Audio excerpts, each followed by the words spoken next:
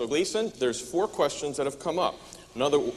First of all, is the material that we were quoting, Matthew and Acts and Peter, is that not the Gospels? Is that not from the eyewitnesses? How do we know that? Second, what about this plural we? Third is the fact of Jesus talking about my God and your God. I think that's a good way to bring it out, because he did say my God and your God for a reason.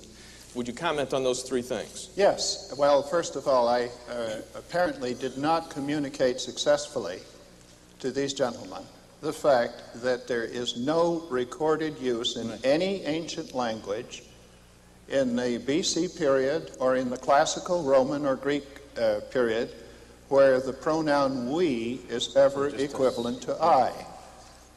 Therefore, the only honest thing you can do in the interpretation of language is to recognize the fact that when the Hebrew used nase, let us make, it was talking about more than one.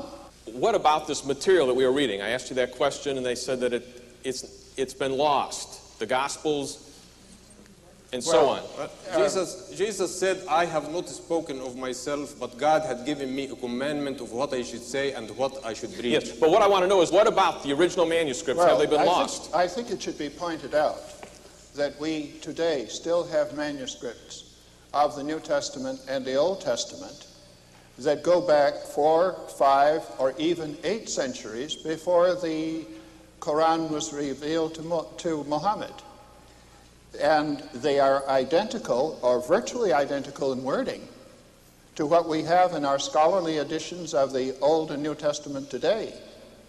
Therefore, it is contrary to reason to suppose that there was some other form of gospel or of Old Testament or Torah which is different, for which there is not one line, one word of manuscript evidence. All right, we don't have a complete record of the word of Jesus in his lifetime. All right, gentlemen, we're out of time, and I had 3 more questions to ask both sides, but we're going to have to pick it up again next week. And we're going to the topic of, is Muhammad a true prophet of God? And so I appreciate all the information. I hope that you'll join us next week.